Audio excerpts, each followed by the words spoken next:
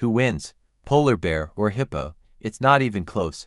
Alright, my fellow animal nerds and chaos enthusiasts, buckle up, because today we're settling one of nature's weirdest what-ifs.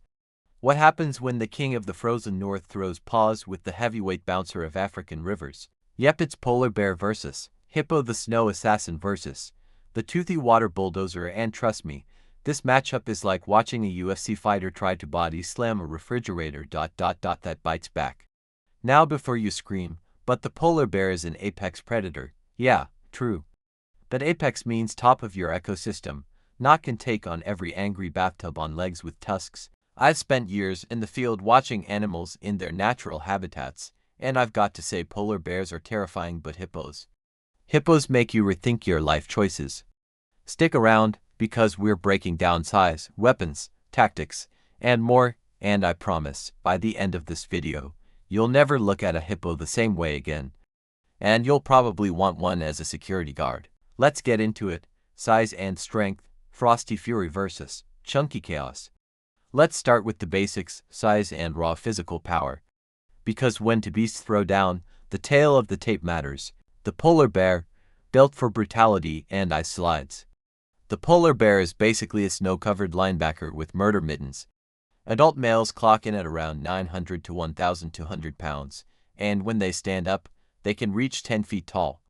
That's taller than your Uncle Steve's backyard basketball hoop, and trust me, way more dangerous. This beast can drag seals out of the water like a kid pulling a stuffed toy off the couch. And get this, polar bears have even gone toe-to-tusk with walruses, which are giant meatballs covered in tusks and muscle. Sure, sometimes they win, sometimes they lose, but the point is, they even try. Their fur's thick, their fat's thick, and their attitude thicker. The hippo, nature's tank with teeth, but now. Step aside, because here comes the hippopotamus. And who boy, this is not a gentle, lazy river creature. This is a 4,000-pound bar bouncer that doesn't care if you're a crocodile, a lion, or an innocent tourist on a canoe tour. Weight, up to 4,000 pounds. Length, 10 to 15 feet. Speed, can run 20 miles per hour, in mud. Imagine a pickup truck with a temper chasing you down in a swamp. And don't be fooled by the fact they eat plants. Cows eat grass too doesn't mean you want to fight a bull. Hippos are herbivores with homicide in their hearts. I've personally seen one chase a boat for 50 yards just because it didn't like the engine noise. That's not dinner, that's personal. So just based on size, polar bear equals big. Hippo equals bigger, and madder, and probably insulted you in hippo language. Next up, we'll look at their weapons, claws versus jaws, and this part, it gets wild. Because one of these animals has teeth so big they look like prehistoric gardening tools. Don't go anywhere, it's about to get juicy. Weaponry and fighting tactics. Claws, chomps, and chaos. Alright, let's talk about what really matters in a fight, the weapons. Because size is great, but it means nothing if you can't throw down when it counts. The polar bear's arsenal, stealth, strength, and surprise attacks. Polar bears come equipped with a terrifying combo of power and precision. Their paws are like dinner plates with knives attached.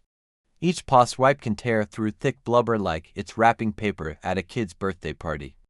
Their claws aren't just for show either. They're sharp, curved, and strong enough to dig through solid ice to catch seals napping. Their bite, around 1,200 psi. That's enough to crush a bowling ball. Polar bears are built to kill, and they know how to use every ounce of that strength. When they hunt, they go for the spine, the neck, the soft spots.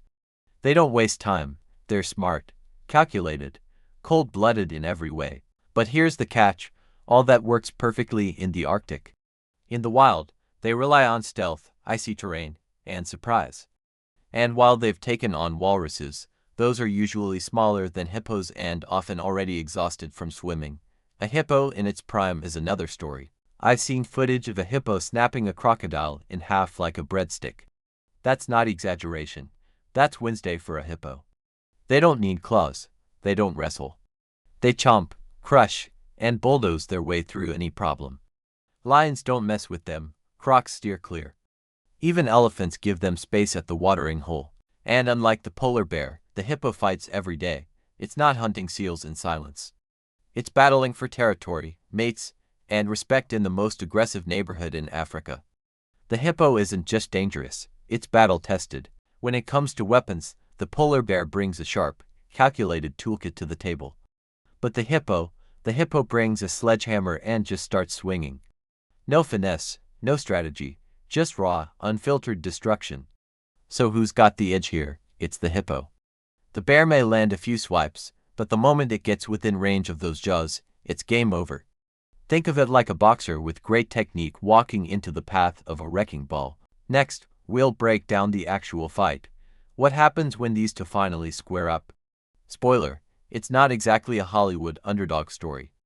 Let's get to the rumble, the battle scenario. When ice meets rage. Picture this. Somewhere on neutral ground, let's say a giant nature-themed UFC octagon, half Arctic tundra, half African riverbank, two of Earth's most dangerous animals lock eyes. On one side, we've got the polar bear, pacing slowly, muscles rippling under that thick white fur, eyes focused like a sniper.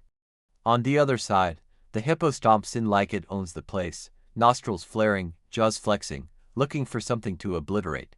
The bell rings. Okay, there's no bell. But let's pretend. The polar bear makes the first move. Smart. He knows charging head-on into that 4-ton wall of attitude is a mistake. So he circles, trying to find an opening. Maybe he can land a few swipes at the hippo's backside, get in and out, chip away at the beast's stamina. It works for about 10 seconds. Because here's the thing, the hippo doesn't play chess, it plays demolition derby. One sudden turn, and boom, the hippo lunges forward with terrifying speed. You'd think something that size couldn't move like that, but it does. It's like a semi-truck doing parkour. The polar bear tries to dodge, but there's not enough space, not enough time. The hippo's jaws open wide, wider than the bear's entire torso, and clamp down. One bite.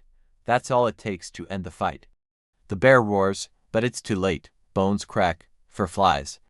The hippo does what it always does, dominates. No hesitation, no mercy, this isn't even a brawl. It's a body slam from nature's angriest herbivore. Look, I love polar bears. They're majestic, terrifying, and arguably one of the most efficient predators on the planet.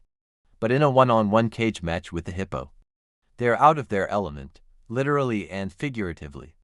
The bear's strength is in strategy, stalking, using the terrain. The hippo's strength is in being a land-shredding, jaw-snapping rage machine.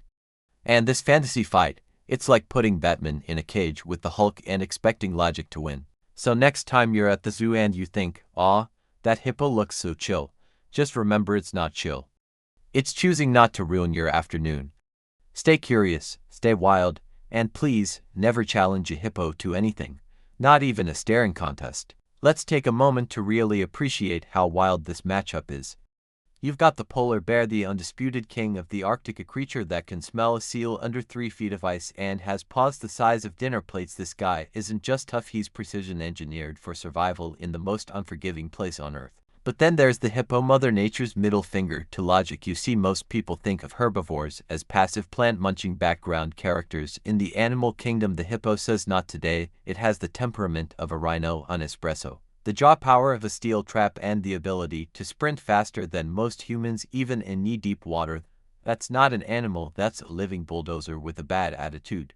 So when people ask me, couldn't the polar bear outsmart the hippo, I have to laugh, not because the bear isn't clever, but because there's no chess match. When the board's already been flipped over by a 4,000-pound rage submarine, the bear might try to use agility or tactics, but there's only so much fancy footwork you can do before a hippo decides it's done playing games. I've watched footage of lions trying to take down hippos, and let me tell you, it never ends well for the lions, and lions are built for this kind of work. They hunt in teams. They know how to flank, they go for the throat. Polar bears are solo hunters, and they're incredible at it in their icy domain, but against something this massive, this aggressive, and this absurdly durable, the bear is just outclassed. And I haven't even mentioned the hippo's armor-like skin, which can take serious punishment. We're talking about an animal that can tank crocodile bites and walk away like it just got tapped on the shoulder. What's a polar bear supposed to do? Scratch it into submission.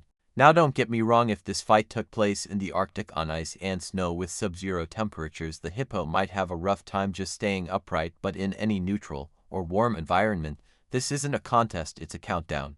Next up, let's take a fun dive into what would happen if these two swapped habitats. Can the hippo survive the Arctic? Could the polar bear handle the heat of the savannah? Spoiler alert, one of them would last longer than you think.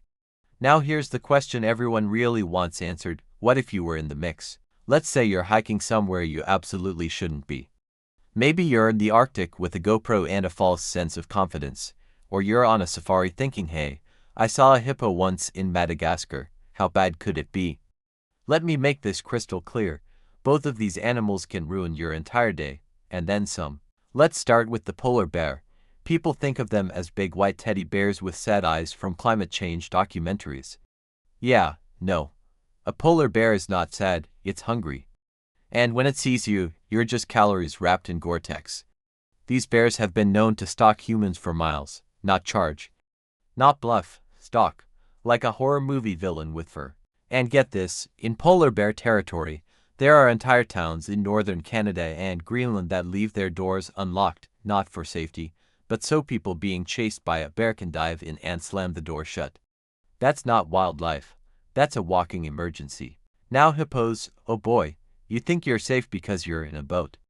Wrong.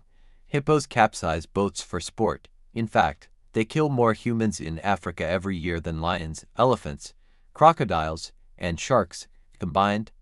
They don't eat people. They just hate them. You could be minding your own business, watching a sunset near the water, and suddenly this 2-ton meat torpedo launches out of the river like it's doing a WWE intro. No warning, no negotiation, just violence. I once met a park ranger in Zambia who told me, if you see a hippo yawn, you run. And I said, why? Is it tired? He looked me dead in the eye and said, no, it's deciding if you're worth the effort. Still want to get that hippo selfie? Be my guest, just don't expect to post it. Should you ever keep one of these as a pet? Alright, now let's talk about the million-dollar question that no one should ever ask. Can I have a polar bear or a hippo as a pet? I mean, sure, who wouldn't want a huge, fluffy, possibly deadly snow tank chilling in your living room, right? Or maybe you've always dreamed of having a hippo in your backyard pool, casually taking up the entire space and eating through your garden like it's an all-you-can-eat buffet. But, spoiler alert, nitrogen monoxide. Let's start with the polar bear. These majestic, ferocious creatures are the biggest land predators on Earth, and their daily routine is not compatible with your suburban lifestyle. Imagine trying to feed your 1,200-pound polar bear its daily dose of fresh seals or whale blubber. First of all, your grocery bill would be through the roof. Secondly, your house would probably look like a scene from a disaster movie. And even if you somehow managed to pull off keeping a polar bear, let's talk about the size issue. These guys don't just sit on your couch watching Netflix. They need space, a lot of space, like the size of a small country space. And don't even get me started on how hard it would be to potty train them. You'd need an entire new water treatment plant just to deal with their business, and that's not even considering how often they would try to eat you when they're hungry. Now, moving on to the hippo. Oh, you're thinking, but they're cute, right? Wrong. Hippos are the ultimate example of looks can be deceiving. Sure, they look all serene, floating in the water like a giant marshmallow, but the minute you get too close, you're looking at a creature that can charge at 20 miles per hour and bite through a damn car with ease. And if you're thinking about keeping one as a pet in your backyard, here's a quick reality check. Hippos are wildly territorial.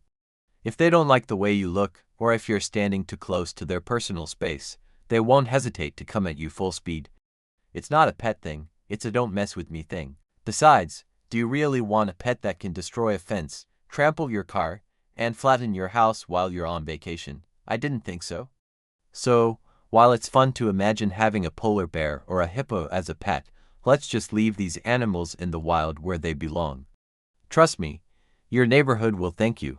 As much as we love to imagine having these wild, powerful creatures around, the reality is that they belong in their natural habitats where they can live, thrive, and, most importantly, not destroy your life. I'd recommend sticking to something a bit more manageable. Maybe a cat, or a dog. Heck, even a goldfish would be a less risky option. But a polar bear, a hippo, no thank you. Leave them to the wilderness, where they can roam, hunt, and occasionally make us all feel like we're nothing more than a snack.